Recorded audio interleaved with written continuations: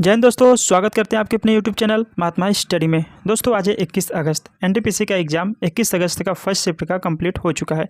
तो आज के इस वीडियो में हम बात करेंगे 21 अगस्त के फर्स्ट शिफ्ट में जितने भी जीके जीएस के क्वेश्चन हमें मिले हैं, हम इस वीडियो में डिस्कस किए हैं।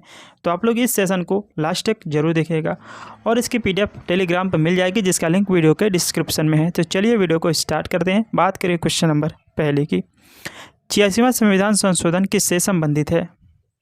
तो इसका जवाब होगा 86वां संविधान संशोधन 2002 शिक्षा के अधिकार से संबंधित है। इस संशोधन के माध्यम से 6 से 14 वर्ष की आयु के बच्चों के लिए मुफ्त और अनिवार्य शिक्षा को मौलिक अधिकार बनाया गया है।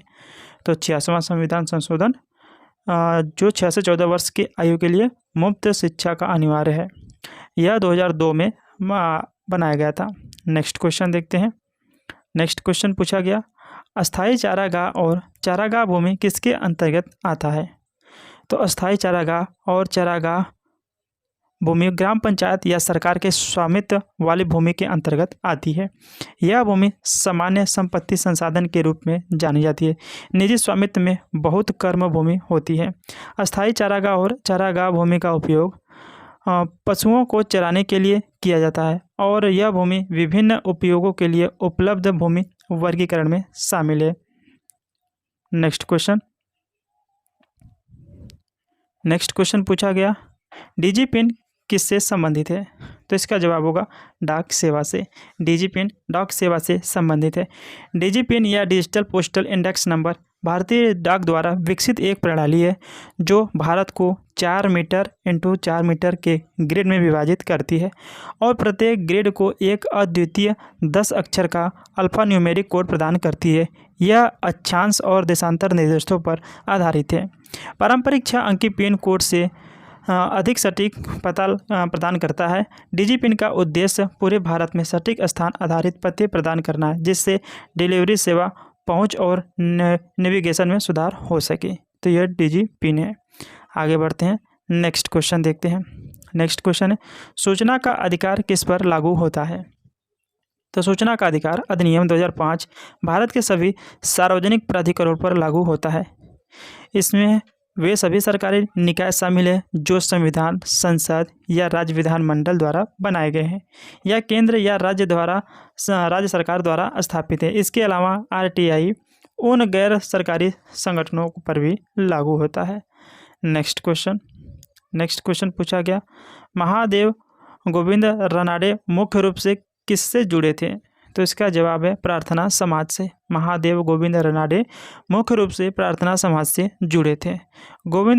महादेव गोविंद रानडे मुख्य रूप से प्रार्थना समाज से जुड़े थे। उन्होंने 1870 में प्रार्थना समाज में शामिल होकर सामाजिक सुधारों में सक्रिय रूप से भाग लिया।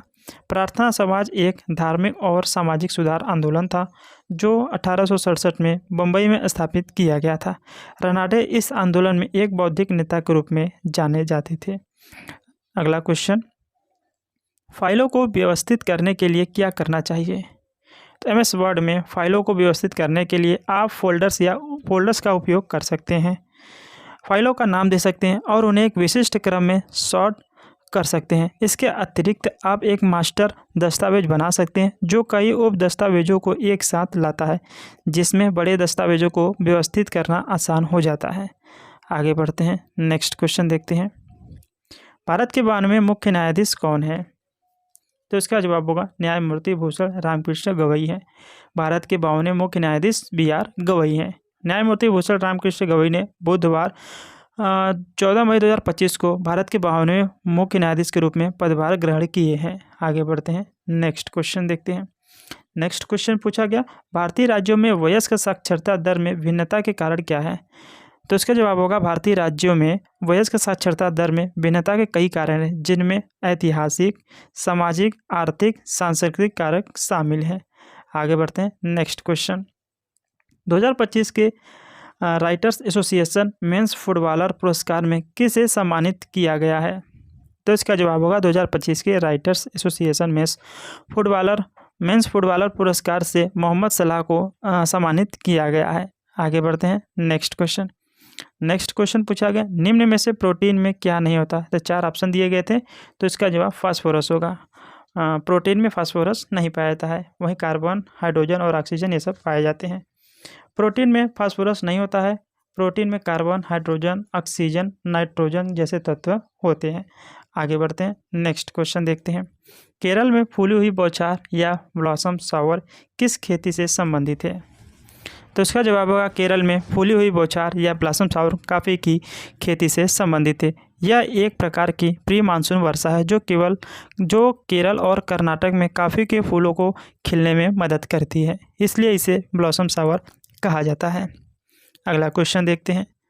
अगला क्वेश्चन पूछा गया है, माइक्रोसॉफ्ट विंडोज़ में अल्ट प्लस टैब दबाता हूँ तो क्या होगा? तो इसका जवाब होगा माइक्रोसॉफ्ट विंडोज़ में अल्ट प्लस टैब दबाने से आप खुले हुए एप्लीकेशन के बीच स्विच कर सकते हैं। यह एक शॉर्टकट है जो आपको एक ही समय में खुले विभिन्न प्रोग्रामों के बीच जल्दी से नेविगेट करने की अनुमति देता है। आगे बढ़ते हैं, नेक्स्ट क्वेश्चन देखते हैं। नेक्स्ट क्वेश्चन है, राष्ट्रीय आपदा प्रबंधन प्राधिकरण का गठन कब हुआ था? तो इसका जवाब होगा 2005 में। राष्ट्रीय आपदा प्रबंधन प्राधिकरण का गठन 2005 में हुआ था। वही बात करें राष्ट्रीय आपदा प्रबंधन प्राधिकरण, तो भारत के प्रधानमंत्री की अध्यक्षता में राष्ट्रीय आपदा प्रबंधन प्राधिकरण भारत में आपदा प्रबंधन के लिए शीर्ष निकाय है। इसकी स्थापना आपदा प्रबंधन अधिनियम 2005 के तहत हुई थी। चलिए आगे बढ़ते हैं, नेक्स्ट क्वेश्चन देखते हैं। नोमैडिक एलिफेंट 2025 का 17वां संस्करण कहाँ पर आयोजित हुआ था?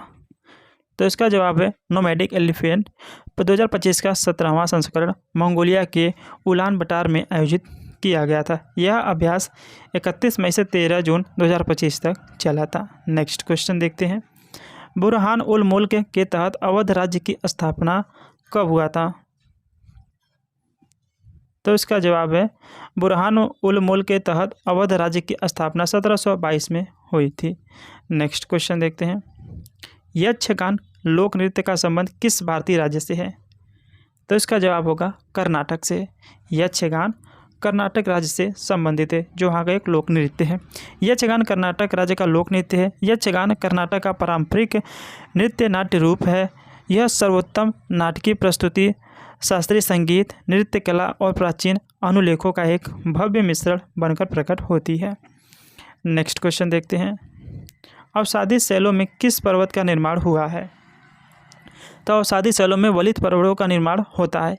ये पर्वत तब बनते हैं जब पृथ्वी की टेक्टोनिक प्लेटों से टकराने से दबाव पड़ता है, जिसमें तलछटी चट्टानें मुड़ जाती हैं और ऊपर उठ जाती हैं।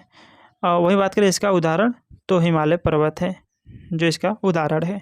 आगे बढ़ते हैं, नेक्स्ट क्वेश्चन देखते हैं। जैन धर्म और बौद्ध धर्म दोनों का उदय किस शताब्दी में हुआ था? तो इसका जवाब है 6ठी शताब्दी ईसा पूर्व में। जैन धर्म और बौद्ध धर्म दोनों का उदय 6ठी शताब्दी ईसा पूर्व में हुआ था। 6ठी शताब्दी ईसा पूर्व का काल कई मामले में संक्रांति काल था। इस काल में मगध साम्राज्य की स्थापना भी होती है। नेक्स्ट क्वेश्चन देखते हैं। भारत में ई पासपोर्ट शुरू करने का मुख्य उद्देश्य क्या है? तो भारत में ई पासपोर्ट शुरू करने का मुख्य उद्देश्य सुरक्षा बढ़ाना, यात्री दस्तावेजों को आधुनिक बनाना। यह एक इलेक्ट्रॉनिक पासपोर्ट है जिसमें RFID चिप लगी होती है, जो पासपोर्ट धारक की व्यक्तिगत जानकारी और बायोमेट्रिक डेटा को सुरक्षित रूप से संग्रहित करती है। चलिए आगे बढ़ते हैं, नेक्स्ट क्वेश्चन देखते हैं। 2025 में शिक्षा और साहित्य के क्षेत्र में मरणोपरांत पद्म विभूषण से किसे सम्मानित किया गया था?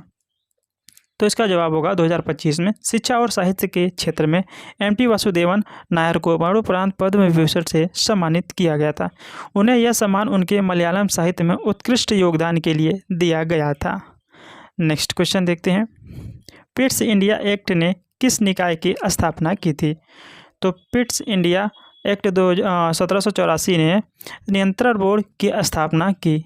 इस अधिनियम ने ब्रिटिश ईस्ट इंडिया कंपनी के राजनीतिक और वाणिज्यिक कार्यों को अलग कर दिया और कंपनी के भारतीय क्षेत्र पर ब्रिटिश सरकार के नियंत्रण को बढ़ा दिया है। नेक्स्ट क्वेश्चन देखते हैं।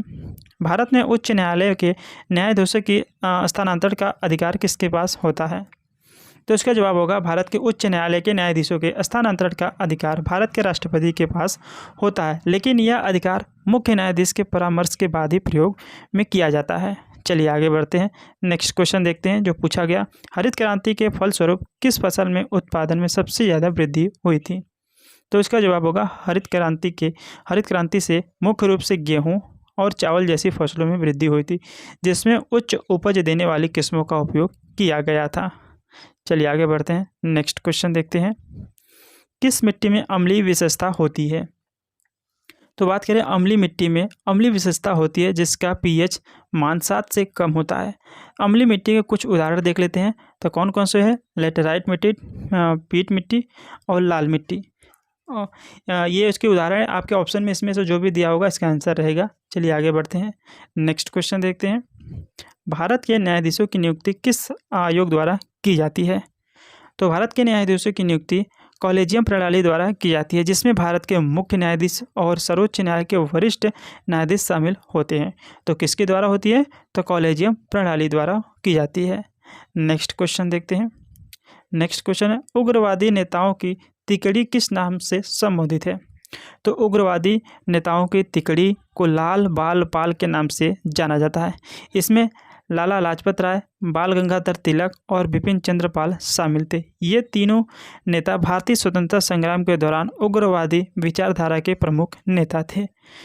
तो दोस्तों ये आज का सेशन आपको कैसी लगी हमें कमेंट बॉक्स में बताएं। वीडियो पसंद आए हो तो एक लाइक कर दीजिए और चैनल पर पहली बार विजिट किए हो तो चैनल को जरूर सब्सक्राइब कर दें।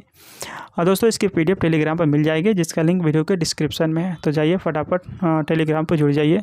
तो चलिए मिलते हैं अपने अगले वीडियो में। Thank you.